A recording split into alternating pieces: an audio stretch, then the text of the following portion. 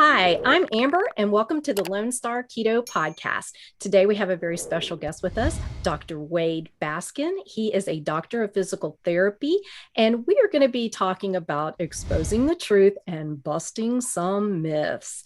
And while I have your attention, subscribe to my channel right now. Do it now. Welcome, Wade. Great to be here, Amber, and I applaud you for being so bold to bring me on because, you Oh, know, Lord. I do a live show also, and I mean, I have a really cool local following because it's always about, oh, what's he gonna say now? Because yes, I do have a doctorate in physical therapy, been practicing for 30 years, and I've been there and done that, so I have that credential. But my biggest credentials are that the results that I've gotten, and we'll talk more about that. But yeah, when we go into what you and I are going to speak about, so many people look to us, the people with the white lab coats, and especially our physicians who do all these wonderful medical tests and whatnot. And that's to, we're supposed to get bills of health from a blood test, right? And I can't say that I'm to offer, but is what we offer, is that the end all be all? I mean, in my opinion, and in my humble opinion, absolutely not. Medicine has contribution, physical therapy has contribution, doctors of whatever have contribution, but we are not the end all be all. You have to look to people, and Amber's one of these. And I love, let me tell y'all, for those of you watching this, you've got to go through her feed. It's a clinic. It is a tutorial beyond what you would expect. I, as a trained professional, and I reach out for the truth. I'll use Amber a lot of the time because I want to see what she does the work. She digs it up. She goes and finds the resources, because I'm going to tell you right now, I don't care who you are, where you're coming from, what your credentials are. The truth is out there. And for those of you who are coming from a dogmatic approach, you got to believe. I don't care what you believe in. What's the truth? And that's my whole approach. And I did it in my profession. I had to question what I was doing, because if you are truly trying to help yourself, trying to help your loved ones, trying to help others, you have to look for the truth. I don't care what your belief is. I don't care if you believe in vegetables, plant-based, vegan, carnivore, whatever. Is it working? And then if not, okay, we'll keep digging until you find something that actually works. It gets results in restoring true health, not just a blood test, but true health. And what does that mean? How do you move? How do you feel? How do you look? Okay. Do you have any inflammation levels? Do you have ailments going on? Traditional medicine is really good when you develop a pathology. You get sick, you get a disease, an acute disease. Well, then, yeah, we're good at that. But chronic disease, now where does chronic disease come from? We'll talk more about that, I'm sure, but it continues to just grow. So if you look for the truth is, if we knew what we were doing, chronic disease would be diminishing, going away. So all of our established health associations, World Health Organization, all those folks fall apart. That's the truth. Look at the stats. It's even their stats. Look at heart disease, look at stroke, look at diabetes. Now Alzheimer's, called type 3 diabetes, on the rise. If we knew what we were doing, then they would truly call us, and we could earn the title health professional. I'm really not trained as a health professional. I'm trained as a professional. I'm a pathology professional. I'm a disease professional. I work on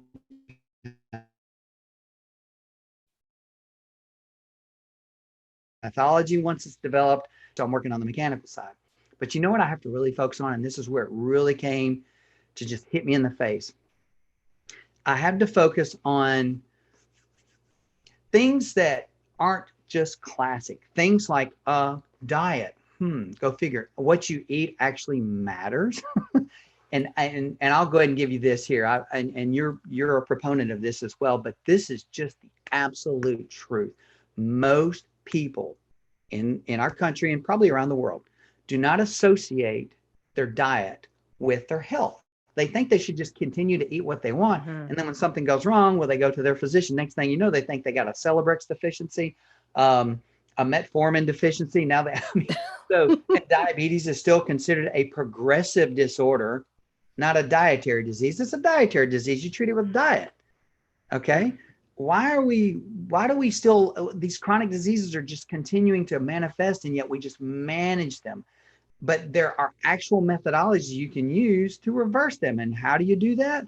In my opinion, it's simple, not necessarily easy, but the more you move back toward a true Homo sapien lifestyle, an approach that includes diet, that includes sleep, stress management.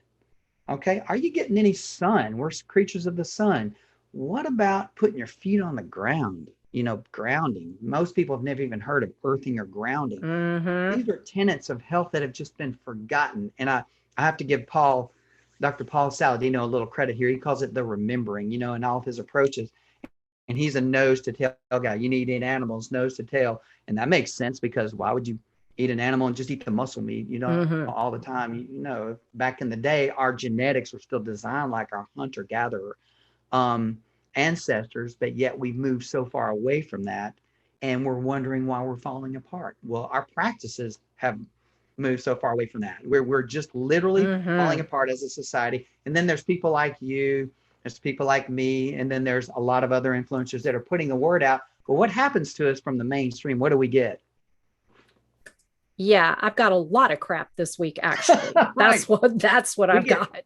We get beat up, and I think it boils beat up. Those people aren't looking for the truth. They have a dogmatic belief or a special interest, because if you do follow the money, and if that's kind of if you follow the money, there's so much money in the grain industry. There's so much money in the plant-based industry, and and I'm telling you right now, I'm looking at you right now, I'm telling you this. You're not going to see it go away. You're not going to see Beyond Burger you're going to see more and more and more pushback on healthy practices, such as eat good, healthy, a regenerative farming practice, meats and dairy and all that good animal-based nutrition. You're going to get pushback there, because that's supposed to be a problem now for some reason. That's what got us here as a species. But right now it's supposed to be a problem. Oh, but we're supposed to eat more. Let's eat some more of that green stuff, right? That the cows are eating. Let's go ahead. We'll eat that now. And with our little skip the middleman. So, I mean, we've gone so far off the reservation, and you're going to see more of that, because that's where the money is. There's more profit margin in grains than there is in, say, dairy, in the beef industry and cattle. So I'm sorry, if you follow the money, there's so much momentum. And look at James Cameron, who invested like however many millions or billions in that pea protein company. I mean, who makes pea protein? I mean, when in nature have we ever taken a pea and extracted protein from it and made a powder? Yeah. We gotta have But while we're on that topic, I will go ahead and address that. A lot of people will think, oh, we just want everybody to eat a bunch of meat. It's really, yes, meat is it should be, in my opinion, part of our base of nutrition. It's 100% bioavailable in terms of its nutrition. It's nutritionally dense. We have everything we need. And that is another problem. People think that we should be following this RDA, but the RDA has to do with those numbers have no evidence whatsoever, and they were based on carbohydrate eating populations. Right. But when you don't eat carbs or limited carbs, your nutritional requirements change. That's right. So there's no expert out there that can say, well, you need to get 500 milligrams of vitamin C a day. Well, you probably do if you're eating a bunch of carbs. But what if you're not? What if you're not eating carbs? And I'm not a carb. I don't fight people on carbs. I say, you're right. Carbs are, certain types of carbs are horrible. And my thing is, and I'm trying to keep it simple, vegetable oil, grains, and sugar, those are your enemies. They're the devil, right?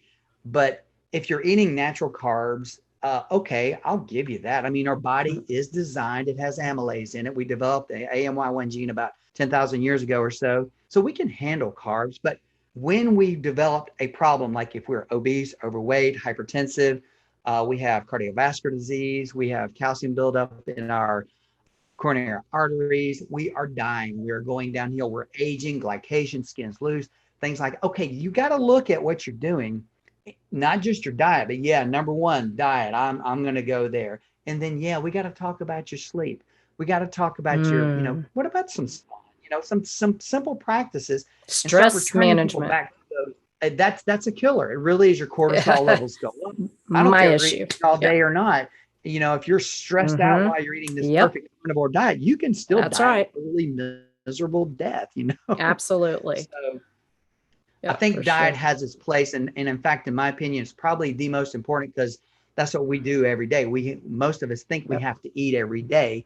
And so what you put in you, especially in my opinion, I honestly think vegetable oil is probably the scourge of the earth because there's so much of it everywhere you go and In every food everything. product you get. Mm. And your body's going to use that. It's actually going to take that and think it's a real fat, and it's going to use it to create your cell membranes, and that's what you're going to be made out of.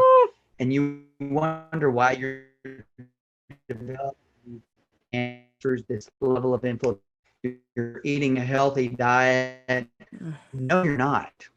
So, but your mainstream So medical true. practitioners, unfortunately, the plants, the non-saturated fatty they're still saying Healthy, heart bad for healthy. you, but yes, healthy fats, right? You Oh, want those yes. those PUFAs. Oh, yeah, we want those. So, Well, but Wade. what's interesting is I can't get anyone, and I've tried it for 20 years. I've been trying to get people healthy using all the polyunsaturated fatty acids, limiting saturated fat. I even went low carb with people, but we were on grains and those complex carbs, right? And I just it was a struggle. Autoimmune disease is still running rampant. I've never seen this much autoimmune disease in my last 10 It's years. crazy. Yeah. It is going nuts. I don't Yeah. we call them polys, by the way. When somebody comes in, instead of going, oh, my shoulder, my back, my elbow, that's my practice. Now it's, well, my shoulder hurts, but I mean, I can't even turn my neck and my left hip. My toes are killing me. My hands are tight in the morning. They just have this list of complaints. And the physician's like, just pick the worst area and work on it. I'm like, well, that's not, your physical therapist doesn't need to sit there and work on every aspect of what's bothering them. You got to look at, again, those health practices and diet being number one. And I have to say, one of my most successful approaches generically, when you're trying to keep it simple, you're seeing a lot of people and you treat it like military, you got to triage people. One of my most common things that I do that's been working over the last, say, 15 years that I've been doing this consistently is the no nightshade approach for people that have arthritis. I mean, I'll just take nightshades out immediately, 4 weeks, no nightshades, and then see where we are. And then we start to play with the other. I have a 4-step process I've broken it down into because you got to keep it simple. You got to keep it at 8th grade level or people just won't, they don't understand you. And, but you got to be careful too, because if you buck the mainstream, because in the news and when they go to their doctor's office and their cholesterol is a little up, and they're going to go, oh, we got to put you on a statin. And I'm going, wait a minute. No, we're made of cholesterol. That's what your brain's made of. Over 65% of your white matter is that. And so cholesterol is actually good for you. You need to eat it. They said I can't have cholesterol because, my cholesterol is high. Well, when you eat cholesterol, it doesn't convert to serum cholesterol elevation. No. So, and your body's going to make it anyway. If you don't eat your it, body it's going to makes make it it. anyway. So, I mean, if it's so bad, right. That's a great point. I love that one because people are like, oh, I can't have cholesterol. Well, are you going to tell your body to quit making it? Yeah. Good luck with that. Yeah. Yeah. We'll take a statin. That might help it a little bit. Well, do you remember that commercial they had? Yeah, you and I are about the same age, but I mean, you look like 2 decades younger.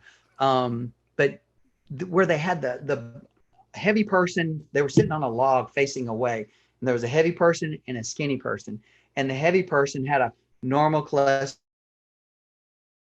and the skinny had a high. A person with a normal body composition and saying, yeah, but your cholesterol's up, so we need to put you on a statin. Because statins back in the day were considered the save all of humanity, Still are. And now we've got people falling apart. Yeah, they're falling apart from their chronic disorder. But now in many patients with statins have these multiple body aches and pains. And this is the problem I've had as a physical therapist. We'll identify that, and there will be no reason for these people to have this polyarthralgia. And the only thing we can see is in their history, well, they're on a statin. We'll get them to call their physician. They'll call them and say, can we do a little trial run without? And they're like, oh no, you're going to die. Your cholesterol is too high. If you let your cholesterol go up, it'll clog your arteries.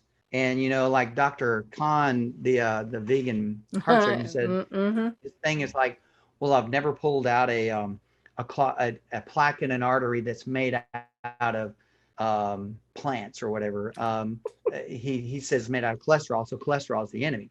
Well, my thing is, well, cholesterol is only doing its job because of the That's damage that's right. being done by other food substances. So to try to block Inflammation. cholesterol, it's like trying to tell the fireman, hey, don't go put out that fire over there. That's Look at right. what's causing the fire and let's work on that end. And have you not noticed this? And we have several patients that have done this.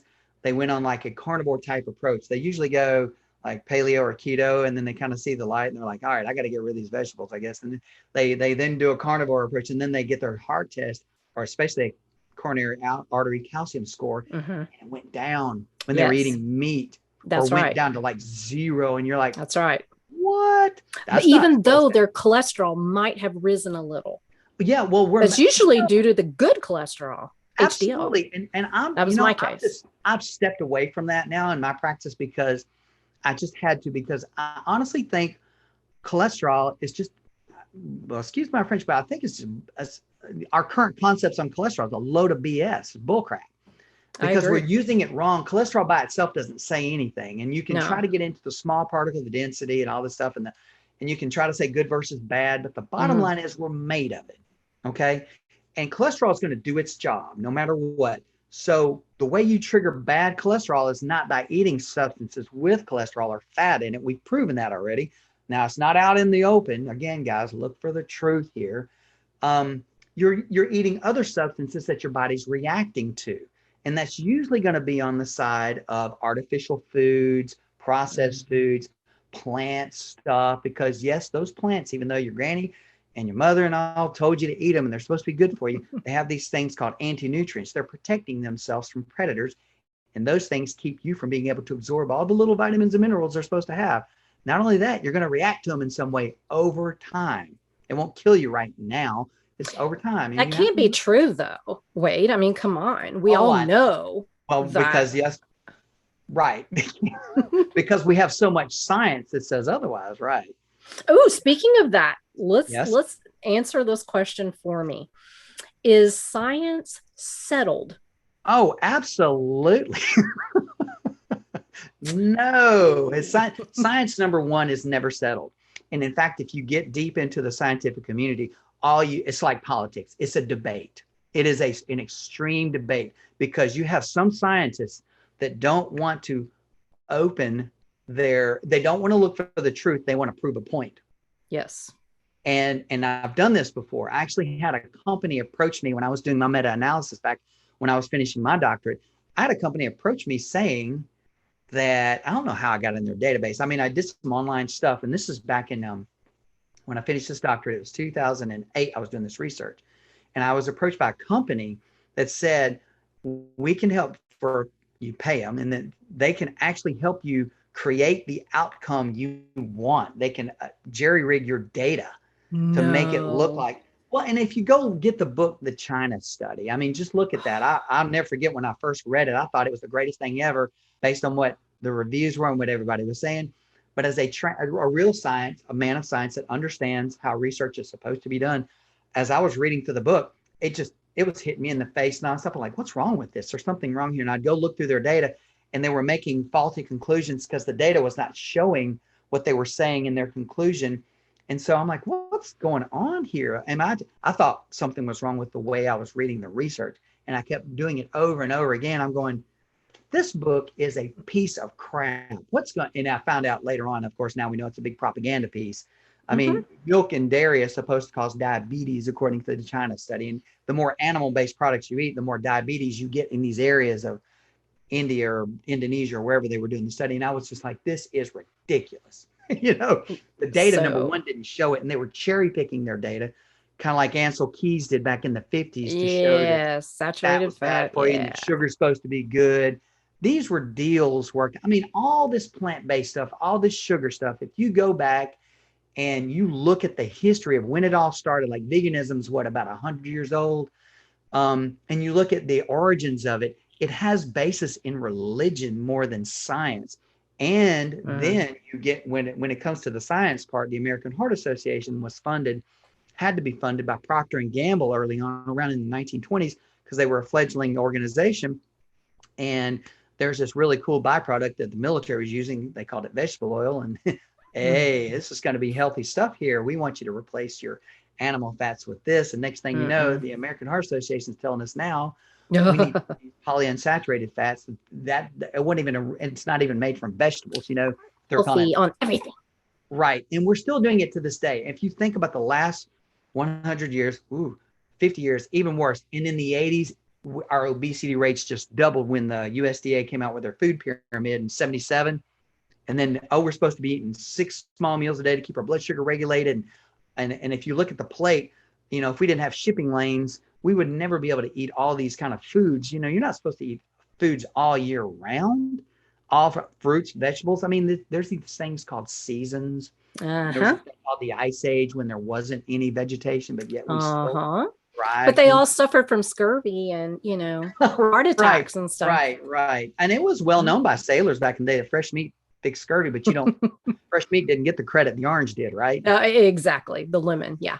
Yeah. I actually I have a picture of that event on, it was given to me by a physician that since passed on and retired. He retired and then he passed on. He gave me this picture of the scurvy epidemic, and the sailors all laid out in the boat, and the little physicians were going around giving them lemons and oranges. They were giving them citrus, they weren't giving them like fresh meat. Yeah, fresh meat. That's the thing, because they were given, what was it called? I don't know. What Jerky. Is it? That kind of stuff. Dried And meats. tack, right? Tack, which was basically a flour bomb, a carb bomb of nastiness. And so you have the meat that's not fresh, which they didn't even have that much of that, but a whole lot of the tack. Right. Well, what do you expect? Look, we're smart. If you think about it, Amber, we're super smart. We are a smart species. We'll figure out how to eat plastic if it'll keep us alive. I mean, so yeah, when the animal population started to dwindle, we started figuring out, hey, we can dig this root up here and put hot water to it. We've got a soup, and we'll figure out how to survive. I mean, thank goodness we did figure out how to, take that grass out there and grind it up and make this thing called bread. Now that's been a staple in our diet for thousands of years now. Yeah. But that's not what we subsist and thrive off of. Thrive. Over. Big difference. And it'll give us energy. Why do you think, when we eat carbs, it kind of hits the same part of our brain that some drugs do? It's a dopamine hit. It's a good motivating strategy. It gives you that energy so you finally can go maybe get a kill, so you can have some actual nutrition that will be used by your body for recovery, rejuvenation, and repair. We don't think about things like that. And everybody also now today, they think they need to eat 6 to 3 times a day, which nowhere in human history have we ever done that. Yeah. I mean, just not too long ago, people were just skipping a day. They just didn't have any food, so they went a day without food. Now you're told if you go 3 days without, 3 days without water, you die, and 3 weeks without food, you die, or something like that. And no, there's people fasting for, you go back, the book Fasting the Cure back in 19... Banting. It was over 300 and something days. Oh yeah. That the guy from Scotland that, 369 days. Something like that. Yeah. Food is, fasting has been a part of it's actually, and this is what I teach a lot of my patients, we're actually our physiology is designed to be more fasted than fed, because when we overfeed, we develop chronic disease. When we underfeed, we live long. We're going to be seeing more and more plant-based initiatives, more and more unhealthy initiatives, because again, that's where most of your profit is. That's who's funding a lot of the education. There's so much more money over on that side of the equation than, say, in the meat industry, the beef industry, the dairy industry. There's not much profit margin, not much profit, not much money there. Right. There's so much over here. And so we're not going to see this go away. But thankfully, there's this thing called the internet. And there are a lot of professionals that do, like myself, that do stand outside of our mainstream training and just look, is it working? And then if it's not, well, then find who's getting results where we're trying to get those results and see what they're doing. Apply the scientific method, use your scientific background, because yes, if we've gone all the way through physical therapy school, medical school, any kind of other professional school. We've proven ourselves we can be intelligent. That doesn't necessarily mean we're very smart, but we can be pretty intelligent. If we can take that intelligence and search for the truth in getting results with our health and move in those directions, then we'll be okay. But right now we're stuck in a big system. You feel bad, you go to your physician, you get medication. If that doesn't work, okay, we'll try some more. If that doesn't work, then we might need to do some more diagnostic testing, send you to a specialist. They're going to give you some more medication, or it might even result in an eventual surgery.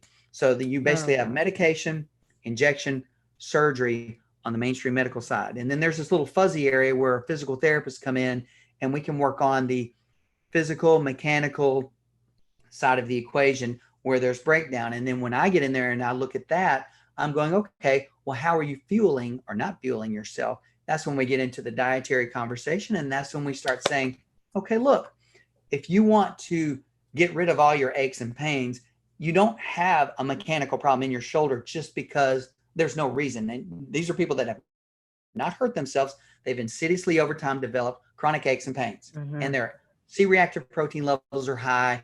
Or if that's not high, sometimes we'll get a high sensitivity C-reactive protein to see what they're running. If their SED rate's there, well, then their CRP is probably going to be up too. So these levels of inflammation, rheumatoid arthritis, osteoarthritis, we consider osteoarthritis an actual autoimmune disorder. I mean, you don't just develop osteoarthritis because you're aging. No, there are plenty of people that age well without that. Okay, what are they doing? Everybody says, well, I got bad genes. Well, if you have bad genes, you have to express that genetic code that you might have. Yes. Epigenetics, right? So how are you triggering those bad genes to where you're going to develop your ailment, right? If your mom died at 50 and you want to live longer, well, don't do the same thing she was doing, you know? And if diet is a part of that, but again, Amber, as we've discussed, there's more to it than just diet. Absolutely. Diet is one of the biggest problems we have right now, because we've moved so far away from our species specific diet that now, and we think we're so smart that we can eat all these synthetic foods and chemicals and we're going to be okay. We're not. And it's showing up in the stats. We're dying slow, miserable deaths. We're living longer because our technology allows us to do that, but the quality of life is going down. Okay. Yes. And yeah, our infant mortality rate is good because we're really good at neonatal. You know, we can save lives there and we can extend lives. But when you look on each end, and we'll look in the middle, see what's happening in the middle, chronic disease is through the roof. Autoimmune disease is, I've never seen so much of it in my entire career. I've been doing this for 30 years. The last 10 years, it has been insane. So I can't, as a physical therapist, do physical therapy only on them. I have to address the dietary side, the lifestyle side. I love that. Oh my God, I love that. And it works. You know, I had a guy come in yesterday and balance problem, vestibular issue, low back pain, can't stand up straight. You know, now he was like that. And he came in for a follow-up. I hadn't seen him in about 4 weeks. We did a 6-week run with him. And he said, he came in, he's all happy. And he's like, I haven't felt this good since I was in my 30s. And I said, well, what do you think the biggest part of that was? And he said, well, it's not all that meat you made me eat. Like, well, I didn't make you eat meat. I said, I lay out suggestions. And I'm always trying to get their protein up. Older people are scared of meat. So we just talk about protein, right? And I give them choices in there and every one of them like a steak. So they'll con their wife into making a little more steak, some more eggs, and then leave off the biscuit, you know, and hey, even throw in some bacon. Oh, they love that. So he got in more protein, but he didn't believe that had anything to do with it. He absolutely, and he said, I felt better every time I did this.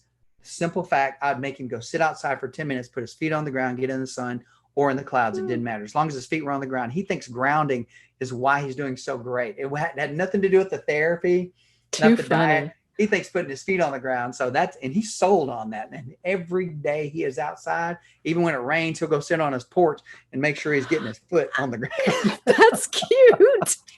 And that's his thing. And so, you know, but that's a basic tenet. We used to ground all the time. We used to have earth current going through us. And there's good science that shows literally measurable reductions in inflammation when you ground. Yeah, that's putting your feet on the ground, people. Simple as that. You can literally walk outside. You know how people always feel good when they go to the beach? They think it's Oh, I'm now Toes in the sand. yeah, they're grounding. They're grounding there. And I think that's a wonderful practice. And some people haven't had their bare feet on the ground in 20 years. And then they wear all these orthotics and cushiony shoes. And next thing you know, they're wearing a cloud, and then they fall and break something because they can't balance on those shoes. And then I have to come in and work on that. And that could have been prevented, you know? So yeah. I only wear shoes when I leave my house. And that's in the form of barefoot country girl. Oh yeah, I'm barefoot. I'm barefoot right now. I would show you, but whatever. Well, I'm curious on your end, if you don't mind me asking you a few questions. I know you're interviewing. Yeah, go for it. Do you implement? Are you at this stage, since you've gone from unhealthy to healthy? You've changed your physiology. You've held it. That's my goal. We got to get strict to get somebody healthy, and then we got to hold on to it. And then it becomes the new you. You've done that. Now, do you at this stage, do you use fasting strategies? Well, I kind of naturally do it every day. I don't like, oh, I'm going to fast from here to here. Right. I don't. Well, I mean, I just don't eat. I'm not talking about intermittent. I'm talking about, do you do any extended fasting? No, I haven't in a while. And I will tell you the main reason why is because I have really high cortisol levels at this point. And so I am chilling on a lot of that kind of stuff. Anything overly strenuous, over fasting, those kind of things. That is a good point, because I've had this conversation before. So many people, when they jump on fasting, they think it's the end all be all, but fasting can be a very stressful, especially on the female side of the equation. And especially for the females who are in the, childbearing years. Yes. I really have to, man, the kids that try to jump on fasting in that age group, everybody knows me. I run a fasting community. I have a Facebook group where I've had over 400 people lose on average at like 80 pounds. And so we've done fantastic work using a fasting strategy. These are the people that needed it though. And we had to weed out so many eating disorders and young women that are working on having kids, and they're going to try to do all this fasting to lose weight. I'm like, no. I mean, I don't know if you follow the Strong Sisters. Oh yeah, absolutely. I've had them on the podcast. Yeah. They have a wonderful journey they've gone through and aggressive. And that was my first concern when I started following them. They were already pretty lean. And so I was really curious. I was concerned about that. I honestly don't think young women or any women, well, now I think once you get peri and postmenopausal, you can do a lot more with your body, but for younger women to do this thing where they get shredded, I do kind of question the healthiness of that. Right. I do too. Frequently experience dysmenorrhea, amenorrhea. Yes. And they have difficulty. It's like the gymnast. I've worked with gymnasts for years, and my daughter was a gymnast. Yeah. And once they get super competitive, get into the collegiate years, that's when they start noticing, okay, we got to right. So, and it stunts your growth too. My daughter was always very small. She was one of the smallest, always small. And then she had an injury and she couldn't do everything that she normally would do. And all of a sudden she grew like 3 inches. It was ridiculous. And then she had to relearn. So even a kip, she had to because everything is off, that center goes off. Yeah. Their mechanics are completely off. Yeah. And that's exactly right. So yes. Well, so I'm glad you answered that question like that, because again, I see so many people still trying to push fasting. I've got a few in my little group. They just want to fast. I'm like, fasting is a good tool to get you where you need to be.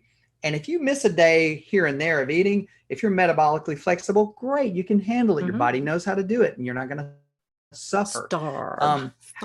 Right. Well, now if you've been eating carbs the day before, you'll it's gonna the next day you're going to go, yeah, I'm really hungry. I mean, this isn't going to work today.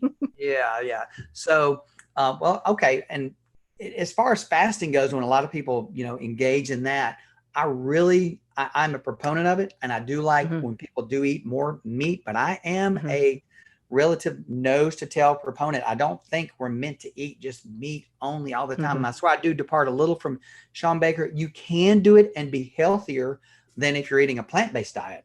Absolutely. Yeah. And I did it for 12 weeks straight, muscle meat only, never felt better. But then after a while you start to go, and then because you change all the time. You're not going to be you do. 3 months ago. You might need to do a little change up. little organ here and there might be just what you need, because it makes sense for us to actually eat more like we're designed to. Organs weren't an everyday thing per se, but every now and then when you eat those organs, they're filled with nutrients you don't get as much of through meat.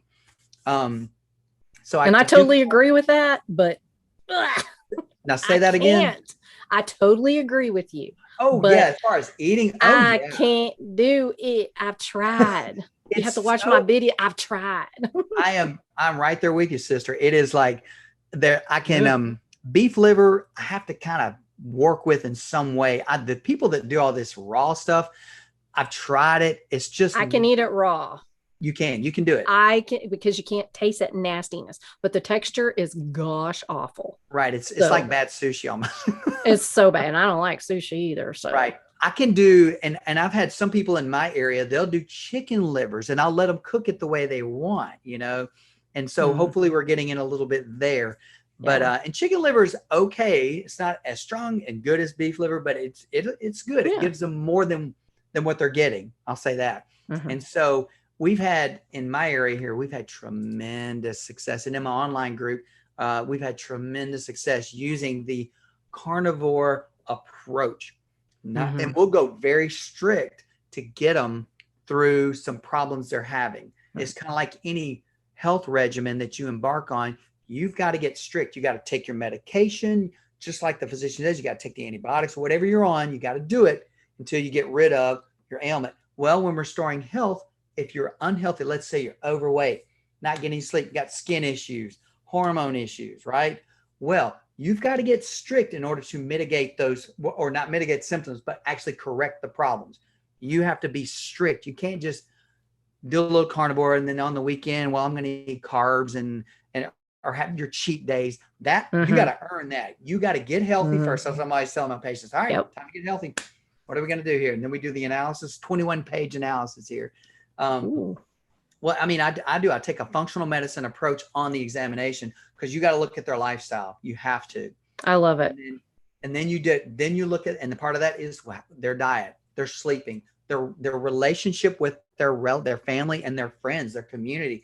That's another health tenet. A lot of people think they can be isolationists and be alone and be healthy. It's very tough to be alone and healthy. Yeah. As we've seen this past year and a half, whatever it's been. Oh my gosh, my clinic. Horrifying. That's why I was late with you today. I have so many people that we're getting this huge boom because people weren't allowed to get out and about, and some of them were just scared to death. So stress levels up, cortisol up, biomechanical issues that were there are just getting worse. And so they're all back in the clinic now, for a little while until the Delta variant comes and scares everybody away. No, just stop.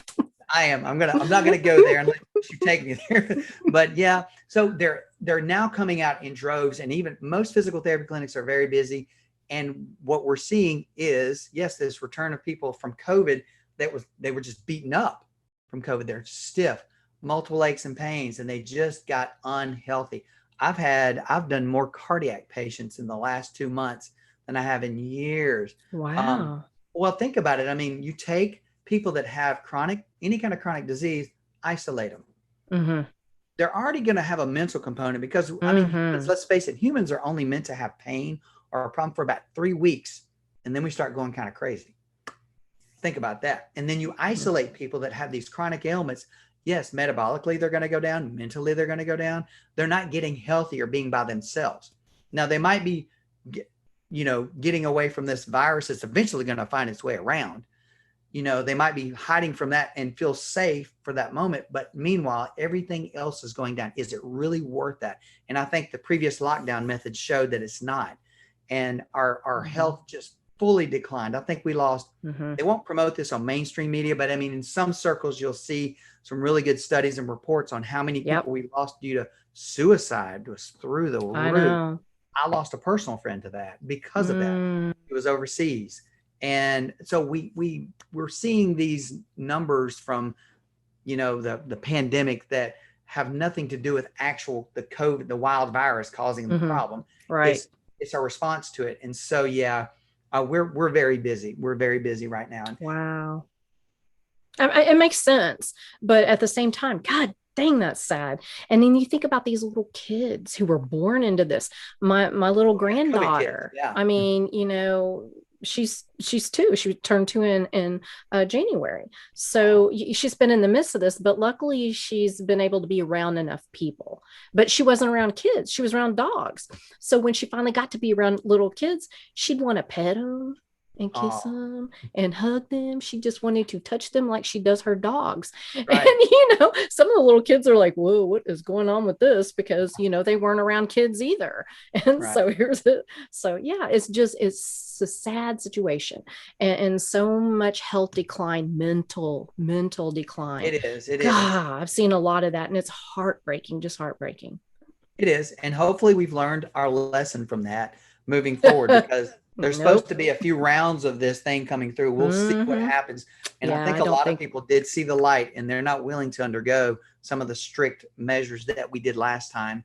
And I hope our claim to fame is that we stayed in operation and we never had one case transmitted through our practice at all. Awesome. People taken care of. We did did a little bit of telehealth, but I really focused on keeping people active through this process, getting them outside. Awesome. So many people were even scared to go outside. You'll still see them walking around. They'll have their mask on, walking outside. I see that occasionally.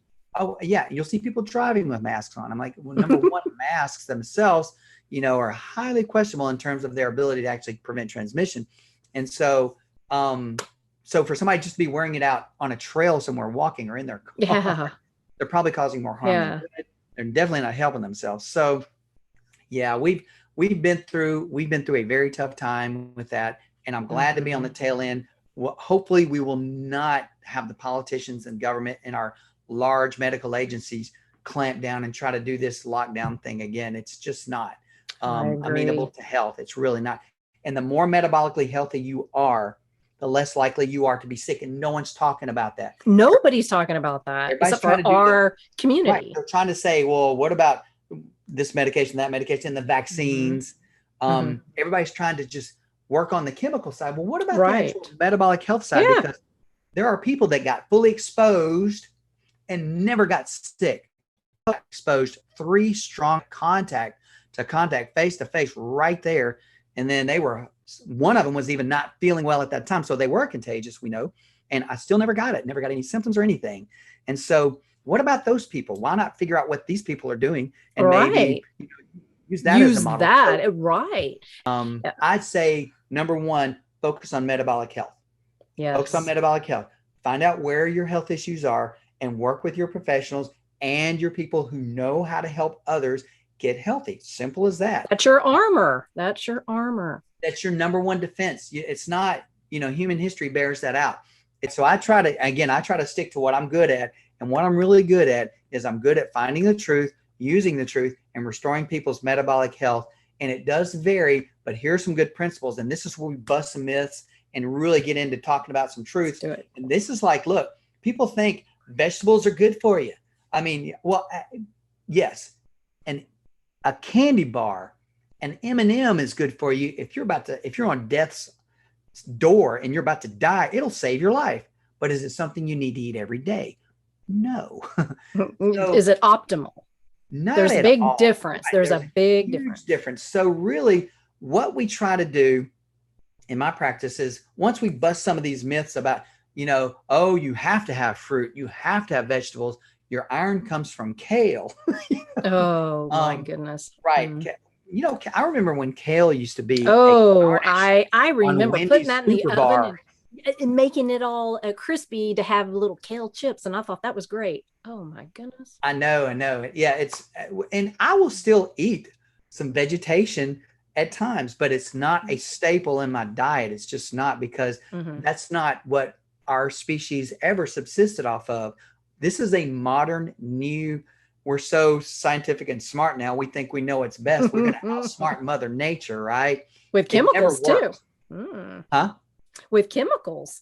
Oh, don't forget those chemicals, because when you put those chemicals in, that's even better. But yeah, it's interesting how we go so far into that realm of, I remember when the space program was going on and Tang and all the artificial food, fake ice cream. We were all into Oh that. yeah, that I little think crispy. I'm made of that stuff. That's why that's where all my health issues came from. I mean, I used to weigh 100 I believe it.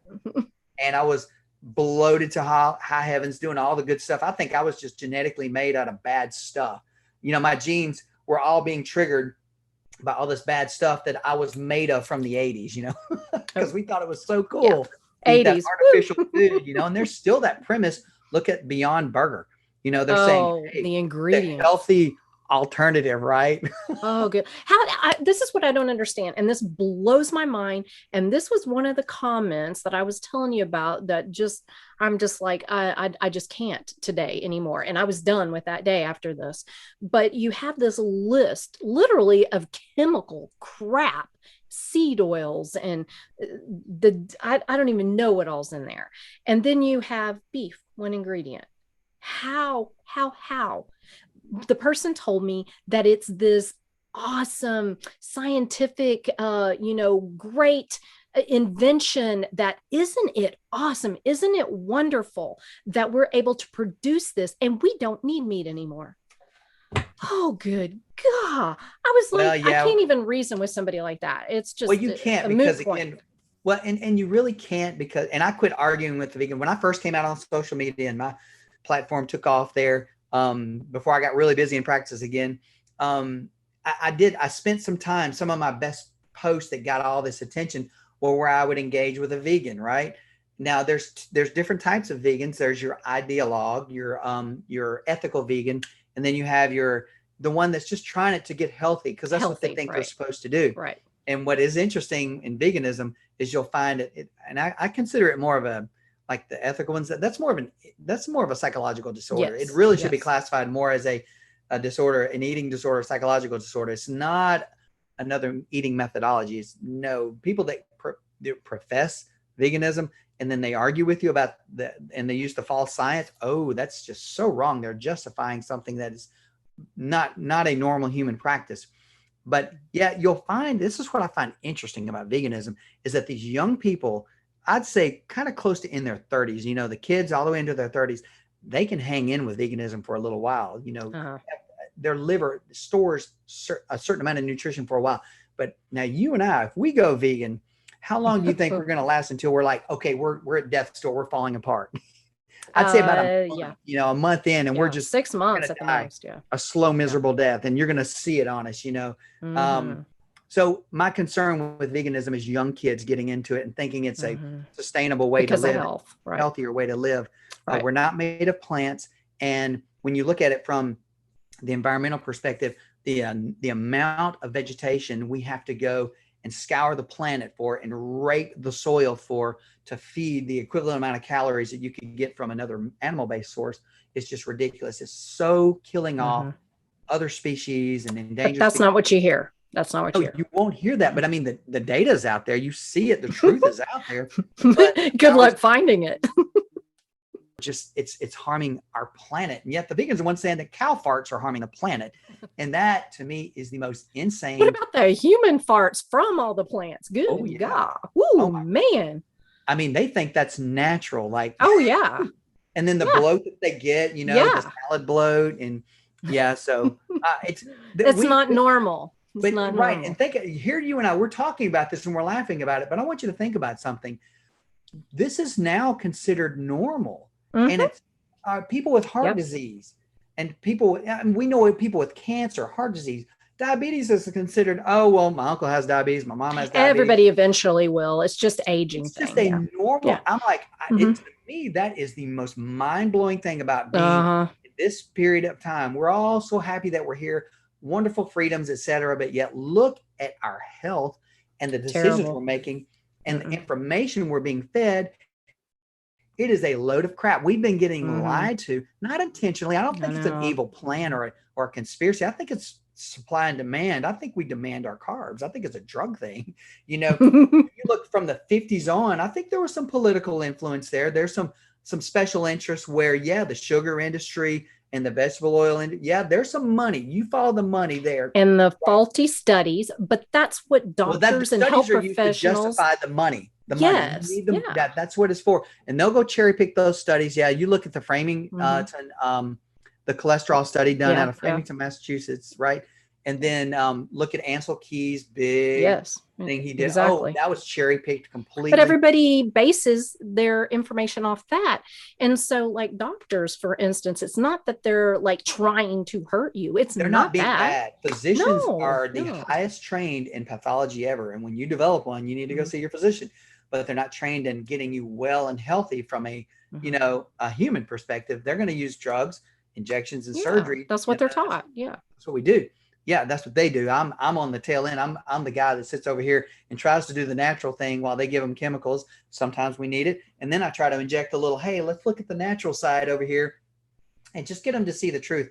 Because again, if you they're people, especially in their 50s and up, we've been brainwashed to limit fat, limit meat. It's a Mm-hmm. carcinogen. Mm-hmm. We know people have gotten cancer. It was blamed on the meat. We're scared to death of it. And so when I get a 60, 70, 80-year-old and tell them, well, let's see if you can eat another ribeye this week. They're like, oh, well, my doctor may I not like don't that. I've already know. had a hamburger this week. I'm like, okay. They're scared to death Mm-hmm. because their cholesterol might go up, and they're so proud of that 120 cholesterol. Right. Yeah, they're proud of it. And of course, those are the ones who develop all the dementia and there's more Heart problems. disease. There's more problems with low cholesterol than there is with Yes. higher cholesterol. Even Yes. in that big study out of Massachusetts where they showed that they used to validate statins, if you look at the actual mortality of people that had a cholesterol between 180 and 1,000, there was no difference. Yeah, 1,000. I said that. There's no difference. They used a relative versus absolute value trick you can do with statistics to Oh, say yes. it doubles your risk of dying early or whatever. They were using it was a statistical trick to validate. It was not anything significant. Absolutely. Mm-hmm. Nothing significant showed up in that study. In fact, the director of it did come out and say that actually the ones with higher fat intakes were healthier people, you know. And so, and hence keto, keto is wonderful. And I love me as a practitioner. I don't have a dogma. I'm looking for truth, right? So I will use a paleo approach with people. I'll use a low carb, high fat, whatever you want to call it. I'll use, I will use keto because a lot of people around here think keto is the bomb. They're like, Mm-hmm. I'm just going to go keto and get healthy. I'll try it again this time. They'll try keto, and it's really fun. I've actually had a few of Dr. Tennessee. What's his name? Dr. Ken Berry. Dr. Berry. I've had two of his patients come to me, and Dr. Berry is awesome. I mean, he sits and listens to people, and these patients that came to me were so well informed about the keto diet, and one was a leaning toward carnivore because at the time, Dr. Berry, I think he was on his carnivore diet. Mm-hmm.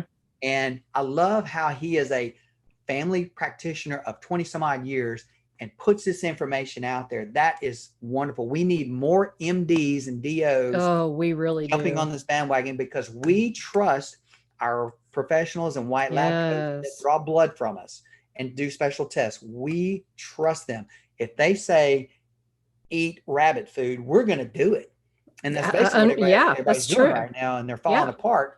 And so now they've developed all these wonderful medications to help you along while you continue to eat your crap.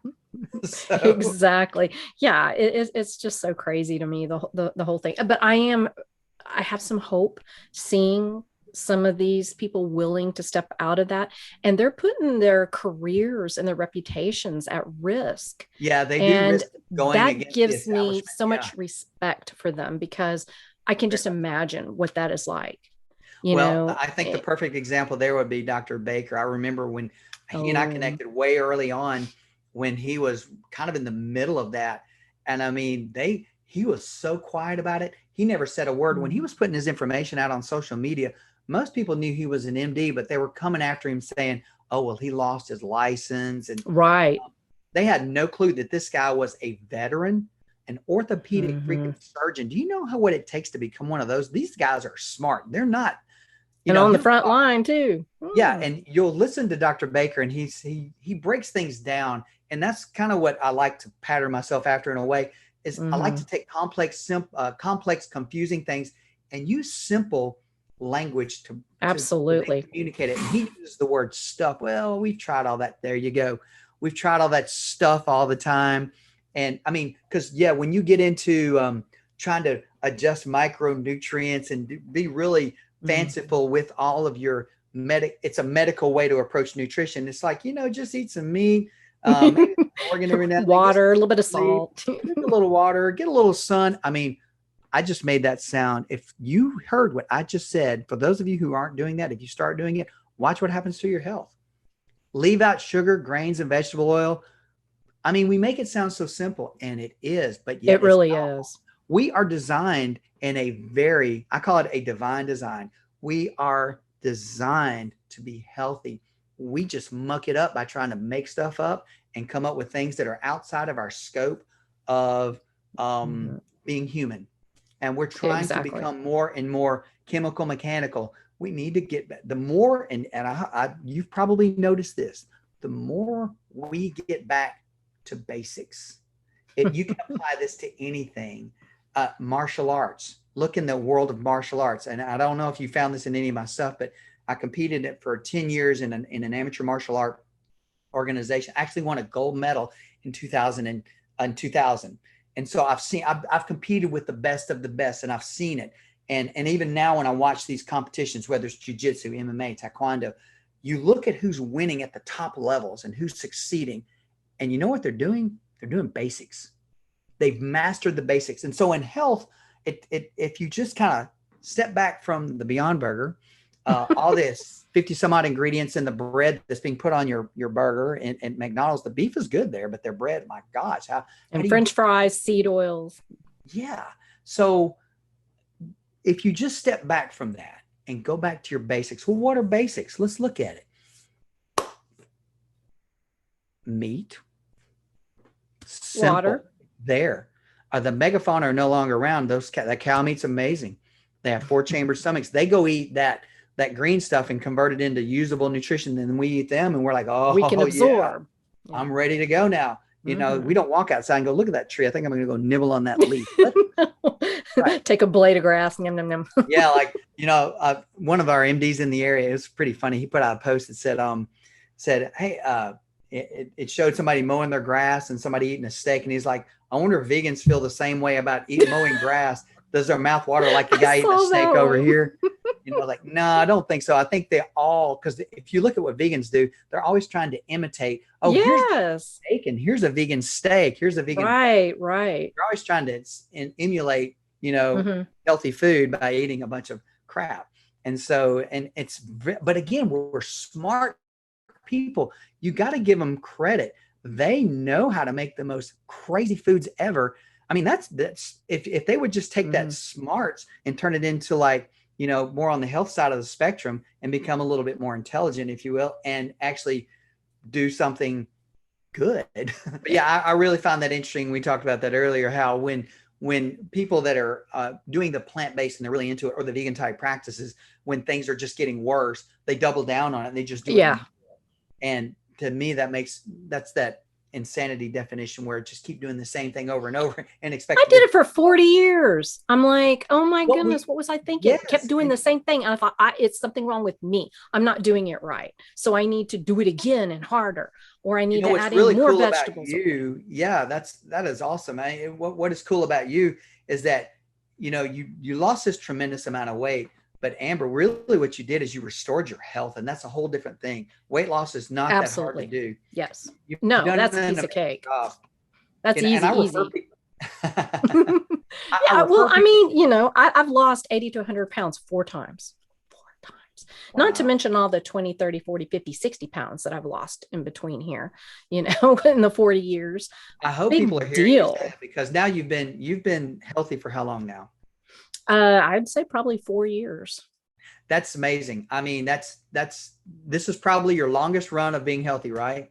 Yes. And here's the thing, and I think this is important too. You mentioned earlier how we are forever changing and we have to adapt and change with our bodies. Well, my body is changing and not necessarily in the best way, because like I mentioned, the high cortisol, having a little bit of sleep issues, and it's not And I've changed nothing with my eating or my physical Right. So activity. that's remained That's all the stable, same. but some other things Yes. have changed. Yeah. Yes. And Right. so I have put on weight. And I mean, I'm not excited about that. Don't get me wrong, but it's my health that I now get that is way more important than that little bit of extra weight. I don't have to be that size 0. Maybe that's not good for me. Well, no, that's actually a really good point. And I try to, in all the cases that I currently manage and work with, we never have a particular weight or size.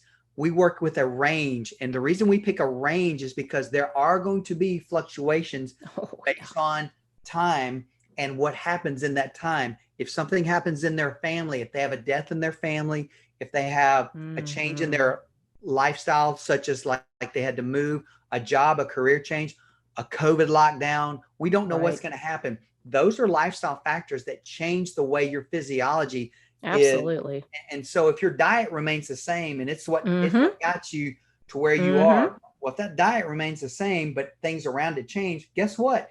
Your body's going to respond to that diet differently. Yes, you can put on weight doing keto, carnivore. You can even I've got people that have been doing fasting, now not 48 hours or more, but OMAD, and they've gained weight on OMAD. Sure. One meal a day, because they eat it kind of late at night. They've been stressing. They go to sleep. They have food on their stomach. They don't lose any weight whatsoever. And in fact, they gain and they get bloated. Yes. So yeah, this is not, a lot of people, again, the truth being put out there, it's not just your diet. And there is a preferred ratio of nutrition. Absolutely. Yes, there is. And most people have that wrong. You got to get that right first. And then there are other factors that you need to work with in order to establish true health. And Absolutely. I think the functional medicine practitioners are in that direction. Yes. I don't think everybody does it right, but some of the MDs that have gotten the certification, you yourself, who've restored your health, you're already looking in the right areas to try to say, hey, I've got these symptoms. Okay, my diets remain the same. There's some other things going on that you got to work with. And I started weeding stuff out. I did some testing. I've tried various things, and it's pretty much down to cortisol. Well, how did you find out your cortisol? Did you do a test through like Nordic Lab? I did 3 different tests actually, and through 2 different companies, and it was the mail-in ones. I did urine, I did blood as well, and saliva. Nordic Labs, is that one of them? No, Everlywell and Let's Get Checked. And, I tested my thyroid. That's all good. I'm about to test it again because I had a company send me a kit. So I'm going to do it again. And so I'm just curious to see if that's good to changed. do when you are low carb. It's good to keep an eye on your thyroid there. Yeah. You just never know. And I'm willing to look at things. And if I need to make changes, I will. I'm not so dogmatic that, oh my God, I will never step out of. No, I have to change with my body. And I think people don't really understand that. You find something that works and it's awesome. And it worked for me and it was awesome. I mean, awesome. At that time, right. At that time, right. And now my body's different. My situation is different. So I'm having to figure that out again. And I've talked about this multiple times, but it's like you're, an investigator. So you gotta, do your due diligence and try to figure it out, because I already know my diet is on point. That's not my issue. And it could be on point, but you might, through further testing, you might actually find that there can be some things you can do there with your diet, shifting the time frame in which you do eat it. Absolutely. Eating windows, spreading it out, compressing it. There are things you can do, but yes, testing is a key thing. And because you do need to put together a picture of what's going on. Rarely is it one thing. Like when you say cortisol is up, well, my immediate thought goes to that's one constituent, but there's got to be some other things going on that, that are associated with that. And so again, did you get a C-reactive protein or high sensitivity C-reactive protein? Did you? It's a very extensive one that I did. I don't know if it hit every single thing. I need to check into that. The kit I have now supposedly hits all those points, that you hear that you really need to hit. So I'm going to do that again. But, there's also something that needs to be said too, that I don't think is said enough, is that even if your diet is on point, if you're not able to absorb the nutrients from that on point diet, what the hell good? I mean, I'm not saying go eat candy bars at that point, but there could be other issues like low stomach acid, C. diff, mold toxicity. There's so much out there. So you never stop trying to figure out what's wrong, because it's never just so simple as one little thing. Right. And you hit on it's actually very complicated. It is complicated. I would say go to people who take those complex issues and start breaking them down for you, because again, exactly. I think we're simple enough. If you do some simple things, they're very powerful. But when things fall apart, the way we look at it starts being a little complicated, and we need somebody to kind of put it together in a sensible way. And that's going to be people that are. And again, right now, as far as finding professionals to do that and people, I lean more in the functional medicine territory. Absolutely. But I do like that Agree. MD DO that's had some training there, because they're coming from a very rigorous background in science, and yet they're able to take a lot of the functional medicine, plug it in and start looking at it. I think Paul Saladino he did that. And of course, I saw his transition. I remember he used to put, I'm going to call him out here a little bit, but he used to put, he was concerned about methylation, eating too much beef. And this is when he was developing his nose to tail concept. And he would put collagen on his steak. I was like, oh, that's funny. Trying to balance the glycine levels and all that. And I was like, okay, I see how this is going to work. And then later on, but I saw him take his training, his classic training, and plug in the functional medicine. And then I started seeing this well-rounded approach. So I really appreciate his work. I love how Sean Baker's come out and exposed people to the meat eating community. Like, look, you can do this all day long and you're going to be healthier than if you don't. Yeah, you could still run into problems, but you're not going to die of all the things that's killing you when you're eating all these plants and stuff. Exactly. Right. So I kind of like that. So now that we've kind of figured that out, and we know that we do need to eat more animal-based protein, more of that and less of this over here. Okay, that's good. Now we just need to get that information out there. As we're making this transition, there are going to be people that are doing that, but they're still having some health issues. Now we can start looking. We've eliminated, we know it's not your oxalate levels and things. You're not eating too many green leafies. Right. We know you're not having an oxalate dump or, Yeah, there's a lot of things I can rule out, Right. So, and, again, back to, you mentioned another key thing about thyroid. In medicine, a lot of people, the endocrinologists are all really big about that. And the proponents, the carbohydrate proponents I think they have a point here. I'm not saying carbohydrates, number one, are not essential. No. The only two essentials are protein, animal-based protein, and fat. That's where your essentials come from. That's it. Everything else is optional, the more health issues we will have in our diet. Now, you have other issues in your life as well that will cause some reactions in your body. That's probably what you're dealing with there. And your diet may have to, be changed a little to kind of coordinate with whatever you find your issue is. So that's where it does get a little complicated. Because we are going to make things complicated when in fact we are relatively simple creatures. We've just moved so far away from our simple way of being. Exactly. Now we've just blown it to the roof and we're all confused, or the general. Sure. Well, so, definitely. Yeah. Well, now as far as you go, what is your current approach now that you figured this out about your cortisol? What are you doing? Well, and this is kind of funny. It's kind of a double-edged sword.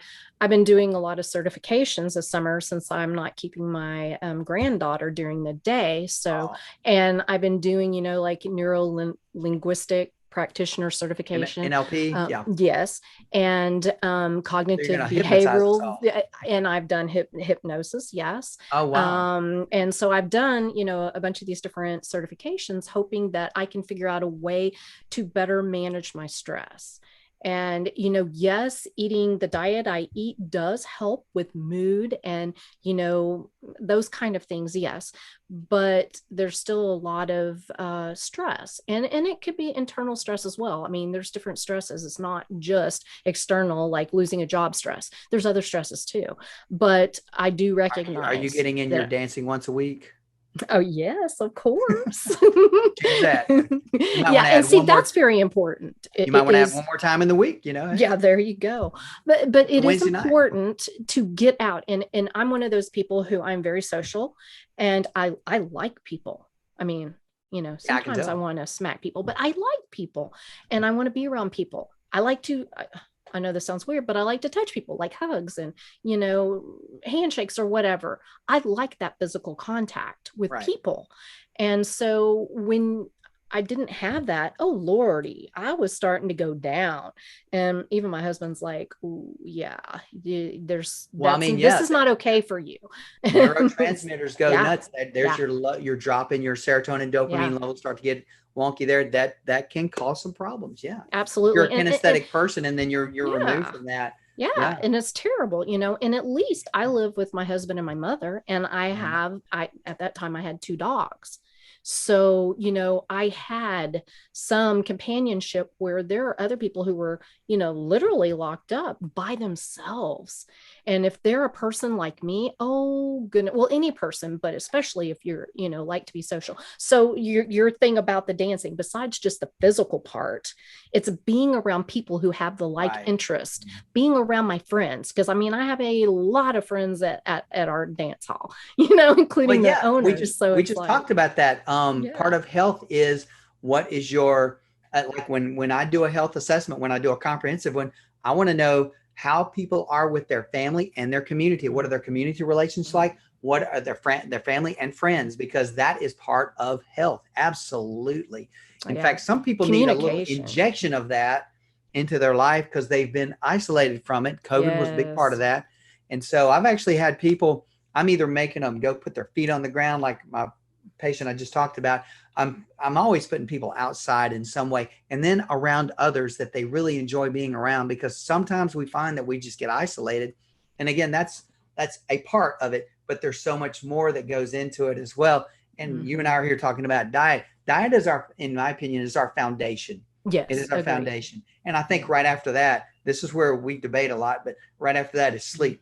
I I think agree. your diet's going to dictate your sleep, but I know there's some interplay. I know all Mm-hmm. the arguments, but the biggest successes I've had, I've changed the diet, and then the sleep comes into play. It's easier to work with. Once I Yes. get their diet to more of a species Mm-hmm. specific diet, and that their health has improved dramatically, it's so much easier to work with those remaining issues. I'll just say it like Yeah, that. I will say sleep is something I think you hear about it. Oh, get your sleep, your 8 hours, blah, blah, blah. But I don't think people really understand how incredibly important it is. For example, when I don't get good sleep, and I'm talking quality sleep, I need 7 hours quality sleep. That's what I need. 8 would be awesome, but 7 is what I need. If I don't get that, I can't really function. I like try to say a sentence and it's like dyslexic or something. I Brain's don't even not know. there. No, Right. it's so not Right. there. And my husband will look at me and go, "What in the hell is wrong with you?"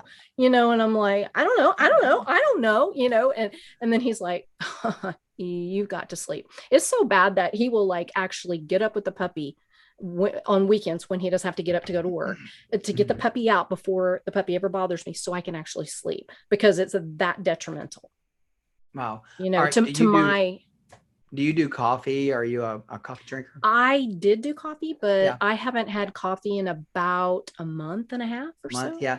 Yeah. Was adrenal fatigue one of your concerns, you think? Or Yeah, actually, I was a little concerned about that. I think I'm okay there, but I don't know. I okay. mean, you kind of Because it hear can about take a little that, and while. it's It's like, about a 3 month yeah, process once you get off of that for things to mhm. accommodate. And so, That's why I um, got off coffee. Was yeah. not because I was worried about caffeine per se, but because of the possible effect it has on cortisol. Well, and yeah, cortisol for sure, and that's your GI tract is definitely affected by Oh, coffee. A it lot would of give people me don't realize acid that. reflux. And that is something that I struggle with awful. I was on Nexium for 8 years. Okay. It was awful, awful. I would lay back and acid would come up in my mouth. It was awful, Well, you awful. did longer than And I did. so, It took me 1 year daily of GERD. 1 year. I don't know how you did 8, young lady. I do not know, eight because I did 1 year, and every day. that was that was the kicker for me. I'm like, this is wrong. I can't do this every day. I mean, in that picture that I Mm-hmm. sent you and I showed you, I Mm-hmm. mean, I couldn't move. And I mean, Yeah. I have a fairly small frame. I'm 5'7" muscular. And so you put 5 pounds around my gut, and that's a lot. I don't know how people can be obese. And when I did get obese, I was just the most, oh yeah, but Imagine the acid reflux there. you, I mean, mine was like, I felt like a balloon. I know you've got me way beat on that, but you could carry some weight. I couldn't. I was at the point where, like, if you poked me with a pin, I would have gone. I would have popped. Well, that's how I Was felt, but yeah, so distended. And then, so the GERD is what was the kicker with me. I'm like, okay, I've had enough. I can't be presenting to my patients in an unhealthy way, trying to tell them what to do to get healthy when I myself am the picture of ill health.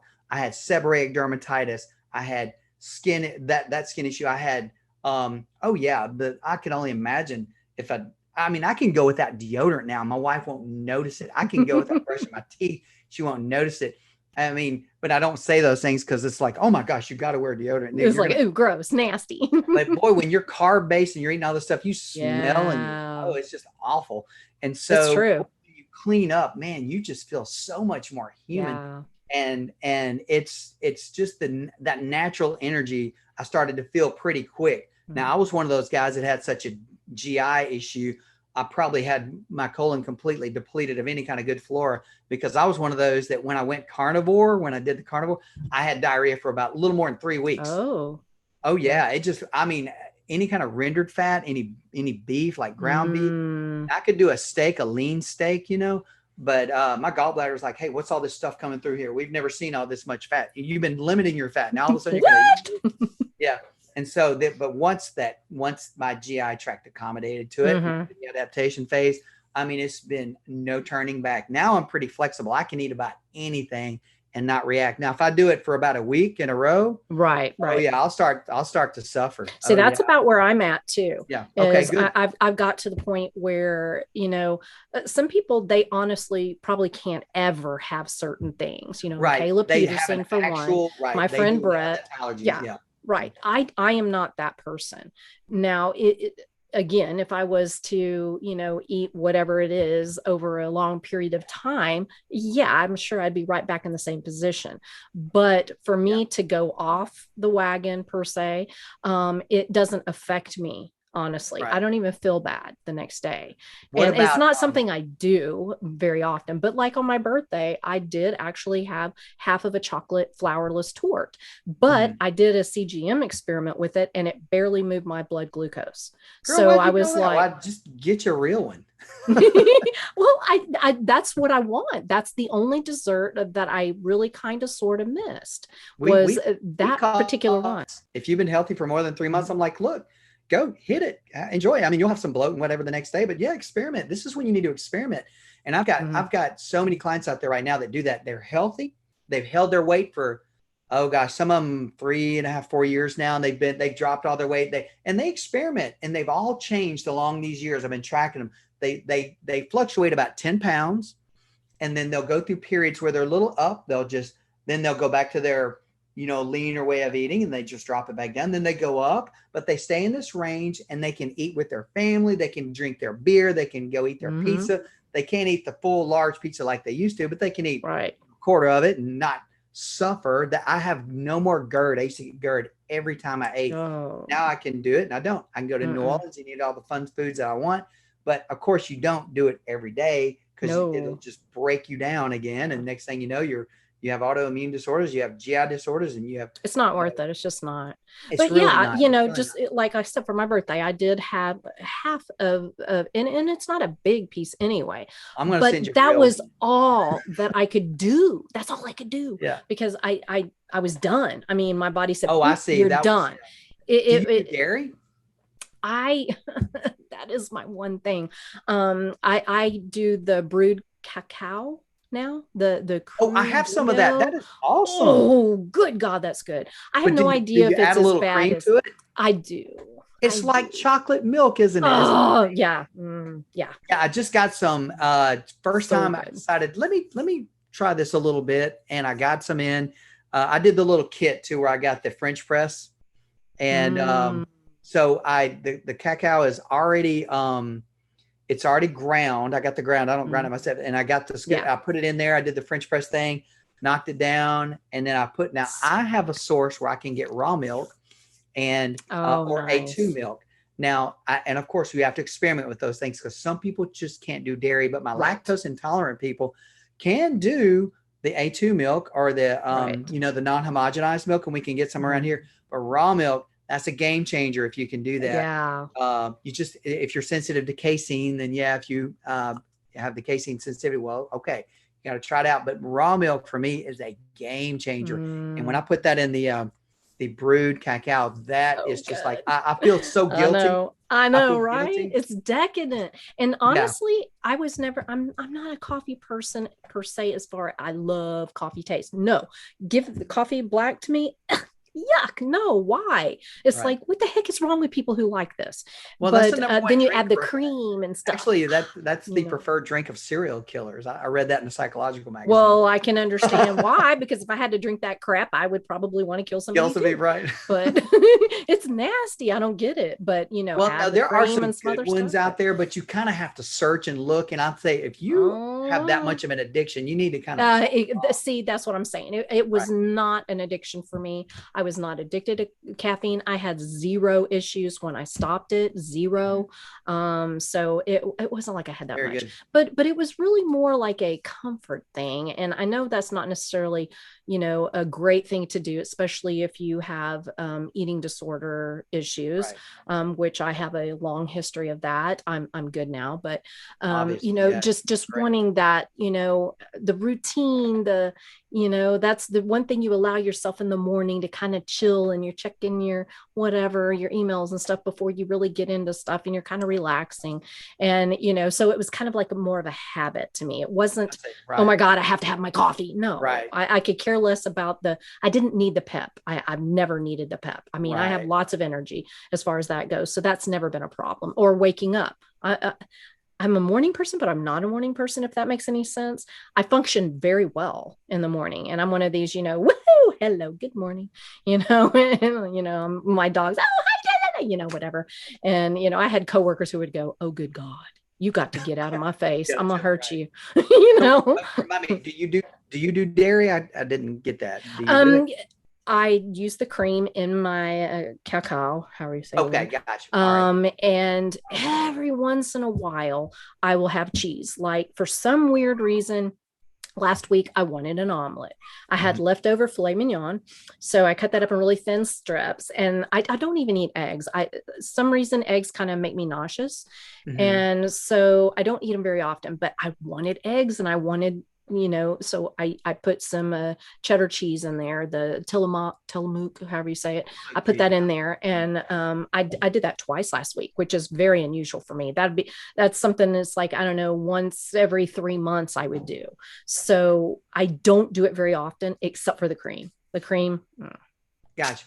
Well, and that's where I tell people when they ask me about animal-based, well, what about dairy?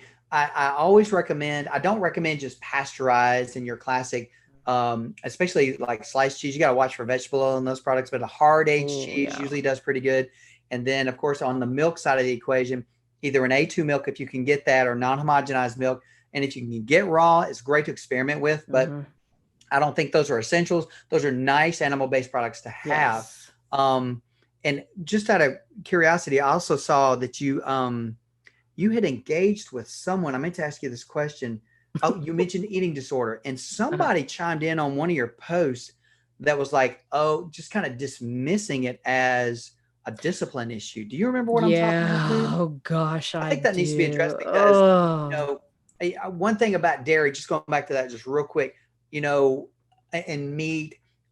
Another big problem we have in our country, another huge problem, is that we do all this huge industrial monocropping development of food and whatnot. The more we get back to those basics, like small regenerative farming practices, the healthier people are. So whether you're eating produce like vegetables and fruits from a small regenerative farm, that's great, because that means they're taking care of the soil, they're taking care of the environment, they're taking care of their animals, the animals take care of us. It's a wonderful cycle. And you're starting to see that Agree. in some smaller areas in Yes. Texas, I know of. It's And getting in more and more. Mississippi, we're getting there. And Yeah. but we need so much more Yes. political we do. We need money in this, and somebody's going to have to organize it. And I'm hoping, now that we've got a few influencers that are dedicated, to being out there. They don't I practice every day and see 30 patients a day. And there may be a time when I'm kind of, have that time when I go, okay, now I need to go fight the good fight. We need those people out there collecting money, going for political initiatives and getting it done at that level, because otherwise we're just going to see more and more and more vilification of what's good for you. And we're going to see stuff being promoted that's really bad for you. I mean, you're seeing it now. You've been seeing it for the last, 30 years or so. But yeah, back to the eating disorder thing, that needs to be addressed because this guy came out and said, oh, I don't believe in this. You just lack discipline. Discipline and willpower. Okay. That is a very trigger subject for me, because I am like, excuse me. Speaking from personal experience, you're not going to find anybody who has bigger willpower than me. And you can ask my husband, you can ask him. He will tell you, I will cut my nose off to spite my face to do something once I set my mind to it. That's it. Done. Bam. And I noticed when you get fired up, that country, Texas accent starts coming out. Oh, yeah. Bless your heart and all that. Yeah. And he kept coming back with that. And I'm like, obviously you have never had an eating disorder, because that is a mental issue. This is an illness. This is something. No, you don't tell an alcoholic, just get over it. Right. Use your willpower. To people being fat, and they just need to quit it. Use discipline to quit it. It has nothing to, a dysmorphia has nothing to do with you fat or skinny. It's your non-acceptance of your appearance. And that's what I kept trying to tell him. I had already lost my weight. I already had a size 0 body. Okay. I was wearing these little tiny clothes, but I looked in the mirror and I saw something else. Was that my willpower? And that's what you also felt inside. That's the key thing. That's your mindset. That's not where your body was. No, that is a psychological issue. That's not a physiological. No. Yeah. Don't tell me nothing about willpower. Are you kidding me? Right. And it's those kind of comments. That's why I was telling you I had a rough week last week, and that was my my birthday. Well, that's why I'm asking, because when you mentioned having that rough week, I remember we kind of had this little engagement there. And I think I chimed in on that, because I was like, wait a minute. I see people with dysmorphia issues, somato muscle dysmorphia, if they're bodybuilders. Any kind of, any extreme of physiologic presentation. Like, I don't think being a bodybuilder, strongman is that healthy. They die early, a lot of marathons or running all the time. Heck, they're inflamed more than anybody. There is this middle range that we all need to try to. I don't believe in balance. I think things fluctuate. They fluctuate, but the extremes is where you have a lot of problems. Right. And in dysmorphia, the way you're seeing and believing things is not there's a disconnect there. Absolutely. So you guys are all over the place. And what I'm trying to do as a non-qualified professional, I'm trying to find them help. And if I can't, then I take it on and I try to really get that person in touch, with who they really are, what it really does look like. And then again, start implementing those practices. But one of the first things I'm doing is making sure they got enough cholesterol and fat in their diet, because otherwise they're not firing right. Right. Absolutely. It's so hard for them to think rationally, but they've had so many years of either emotional, I'm not going to say the word abuse, I'll just say issues, because some of them have been abused and some of them haven't. They've been in environments where they've just been suppressed, oppressed, beaten down, and that's their belief coming through, and now their body reflects that. And then when they change their body, their mind's still the same. Oh yeah. So you can be skinny, you can be ripped, you can be obese. It doesn't matter. As long as this is still off. That's exactly right. And willpower, that's not going to touch willpower to do whatever you decide to do. That's not going to fix the problem. No, the problem is still, and that is something I always say is if you're losing weight because you think that on the other side, you're going to be happy, that's going to make you happy. You are sadly mistaken, because the reason why you kind of did the whole eating thing to begin with, there's probably something there that needed to be dealt with, some trauma. And even though somebody may think that what you consider to be a trauma is not really a trauma, it was a trauma to you. Yeah. And so nobody gets to judge and decide that your trauma isn't worthwhile of you having these issues. That's another one of my triggers. Ooh, I don't like that. You don't get to decide that. But you have all this going on. And it's like, I even forgot where I was going with that one, but yeah, just get me on another tangent. No, I didn't. We're talking about dysmorphia and how that is also that's a stressor. And I was curious because again, when we engaged with that last week, and you said this week's been kind of a tough one, I was curious if that was part of it. Yeah, and that started it.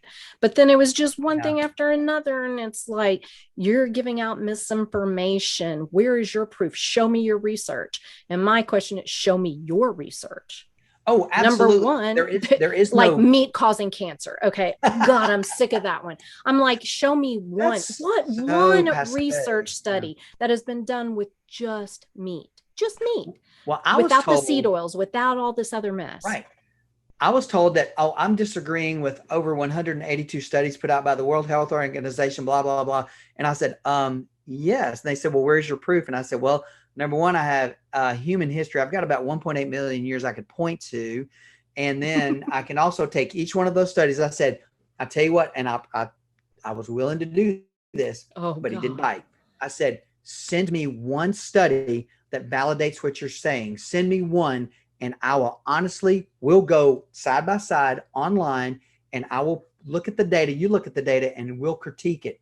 And we'll determine whether this study is valid and specific. We'll go through all the research parameters. I'm trained in that, and I've looked at 3 of them, and they were trash. And so that leads me to believe it's kind of like in court when someone lies, you automatically go perjury. You automatically go, well, if you perjured yourself once, we can't believe the rest of your testimony. I saw those first 3 studies and I'm like, these are crap. They were calling, it was epidemiology that they were using. And I'm not downing epidemiology, but used in nutritional to determine nutritional requirements and whether healthy or not. That was crap, because they were calling meat. There were questionnaires and pizza was considered. That blows my mind. Yeah. I read that.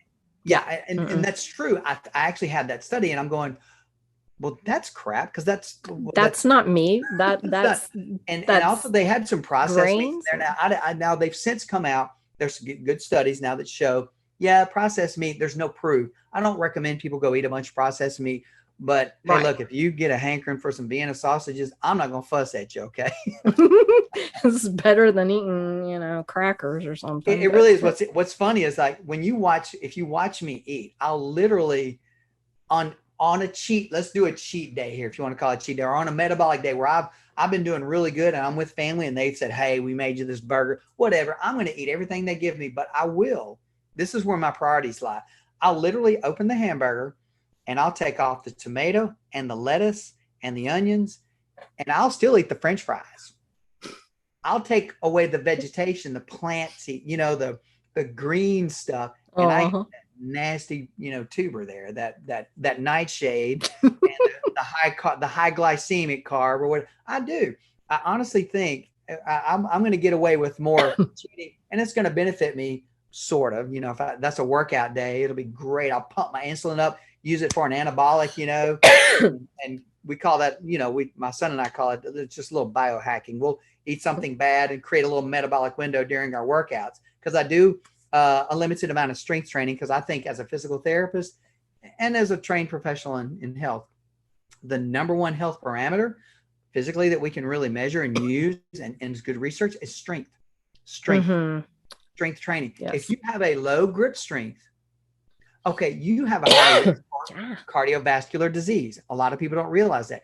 Go to your local fitness center, go to your local physical therapist. They have the gauges and the statistics, and they can look up your age and sex appropriate grip strength. And if you're low, you need to be doing some strength training to get that up, because you are at risk. It's kind of like the weight height ratio, the waist to hip ratio, things like that. Those have some pretty good correlations to early morbidity and cardiovascular disease predictors.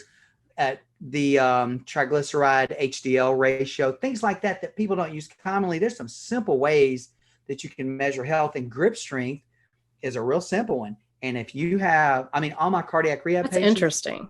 they all have to have, I mean, even the little old ladies that come in and, you know, cardiac rehab, they're going to put them on treadmills and bikes and do all this cardio work. You come into my cardiac rehab center, you're lifting weights. You are basically strength training. I do a little bit of cardio. We make sure that you have a certain VO2 max. We make sure that you have a certain endurance, a capacity, to be able to go work in your yard and not get short of breath, things like that. So there's ways we measure that. But if you just watch what they do, they probably might get on a treadmill maybe 3 to 5 minutes, maybe on a bike 3 to 5 minutes. That's their warm up basically, because after that, they're hitting the weights. They're strength training, and they are the healthiest people. They're cardiac indicators, all the measures that we do, blood included, coronary artery calcium scan. I'm a big proponent of that. All of those are good when they change their diet to more animal-based and they get more strength training. They don't do cardio. They might take walks at night, but they're not joggers. They're not runners. They don't walk for 2 hours at a time. They don't do steppers. They don't do, running on treadmills. They do strength training, and they learn. And a lot of people in my area are seeing that now. And I'm putting a dent in it because we have more people stopping the insanity and basically saying, because I've never had one person come in my clinic and say, I was just too strong. Nope. That's a good point. That's a good point. Come in, right. They don't come in. They've never come in my clinic and said, yeah, I got this problem and I was just too strong. Too strong. Yeah. No, they don't. Strength, from there, you can build endurance, speed, flexibility, et cetera, et cetera, et cetera. That's your main. And if you look at it from a health perspective, the way even mainstream medicine has some measures out there, grip strength being one of them. Look, the stronger you are, the better. That does not mean you need to go and become a bodybuilder. You need to be strong, like a good Homo sapien should be. Okay. I'm gonna have to test my grip strength. Now I'm curious. I don't think mine's all that go great. Get your grip strength tested. See where you are. Yeah. And I bet it's not very good. Pull-ups, push-ups. And if you can't do a pull-up, that's fine. Just to hang, just getting that grip strength up. Push-ups. Anybody can do a modified push-up on the countertop. Just put your body at a little slant if you can't do a regular one. I mean, look, the only reason we have to exercise nowadays is kind of insane if you think about it. Exercise is weird. Imagine a caveman who doesn't have cavities. We gotta go exercise. Cavemen didn't have cavities. I'm always telling people that too. They didn't have cavities. True. They didn't have heart disease. Didn't have stroke. They right. And they didn't have a bunch of fat all around them either. They lived just as long, if not longer. They come in and look at us now. They're going to say, "Why are you wasting all this energy?" Right. It's crazy. So, but we have to get exercise in because we don't have a lifestyle. Technology's evolved faster than we have. And so we have to inject that activity into our bodies. So our joints, our muscles, our cardiovascular system, everything, our brain, the brain muscle connection, the gut brain connection, it all stays healthy when you're getting that activity. And you kind of have to push yourself. And if you don't feel good, if you can't exercise because you feel like crap, then fix your freaking diet. That's our approach. Fix your diet, get to feeling good, then exercise. Fix your diet, get your lifestyle going, okay? Get to feeling good, then exercise. Don't try to exercise to make yourself feel good. That's like climbing a brick wall or driving a car with a wheel out of alignment. And you just drive it faster and you'll wear that tire out. Well, you replace the tread, take your pill. Replace the tread, but keep going. Well, you got to do it again. Not until somebody straightens that wheel out and things move smooth. Well, you're healthy. That's right. That's the best analogy I can give you on kind of the approach I think everybody should be taking. And strength is that number one quality that if you want to just, I don't care how many squats you can do. That does have a measure there. But I mean, we can measure your grip strength and go, okay, yep, it's weak. And that puts you in a higher risk category for cardiovascular disease compared to those who have a stronger That's so grip. Interesting. I had no clue. Well, Wade, I'm gonna stop there because that was awesome. That's a good way. We have been yabbering for a long time, but it's been a pleasure. It's so fun and it's so much fun with all busting these myths and getting the truth out there. It is. It's so good. Thank you for coming on. And hey, y'all, subscribe to my channel. Don't y'all forget. And then go follow Wade.